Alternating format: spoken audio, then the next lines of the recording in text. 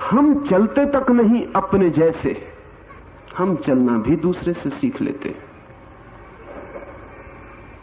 हम विचार भी नहीं करते अपने जैसा, हम विचार भी दूसरों से सीख लेते हैं। हम भाव भी नहीं करते अपने जैसा, हम भाव में भी दूसरों से सीख लेते हैं। सुबह आदमी अखबार पढ़ लेता है और फिर दिन भर अखबार में पढ़ी बातों की चर्चा लोगों से करता रहता है, और उसे कभी ख्याल नहीं आता कि वो जो बोल रहा है उसमें उसका अपना कुछ भी नहीं। गीता पढ़ लेता है, फिर जिंदगी भर दोहराए चला जाता है और कभी नहीं पूछता लौट कर कि मैं जो बोल रहा हूं उसमें मेरा कुछ भी नहीं।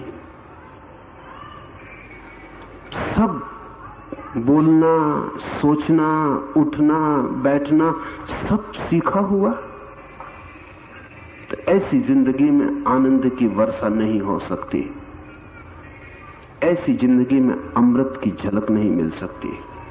ऐसा आदमी रूखा मरुस्थल होगा, क्योंकि झरने सदा प्राणों से बहते हैं जिनमें हरियाली पैदा होती है, और जो उधार झरनों में जीता है वो उस आदमी की तरह है जो दूसरे के मकानों को गिन के सोचता है कि मेरे, जो दूसरों की आंखों को गिन के सोचता है कि मेरी है, जो दूसरों के विचारों को गिन के सोचता है कि मैं विवेकवान हो गया, जो शास्त्रों को संग्रहित करके समझता है कि ज्ञान आ गया है। ऐसा आदमी इतनी बुनियादी भ्रांति में जीता है कि अपने पूरे जीवन को व्यर्थ गंवा सकता है।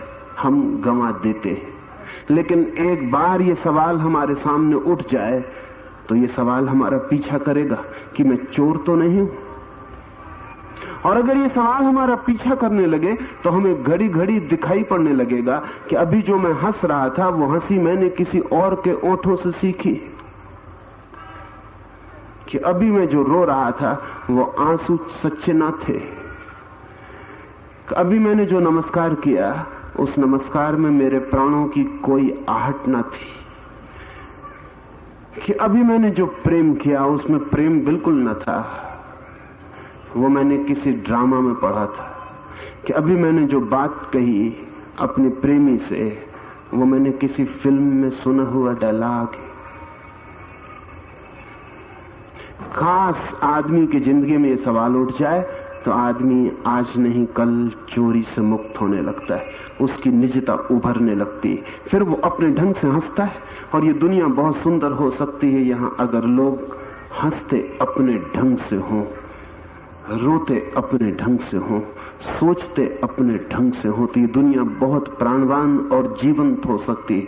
अभी ये दुनिया जीवंत नहीं, मुर्दों का एक बहुत बड़ा संग्रह है जहां सब मरे हुए जी रहे हैं। यद्यपि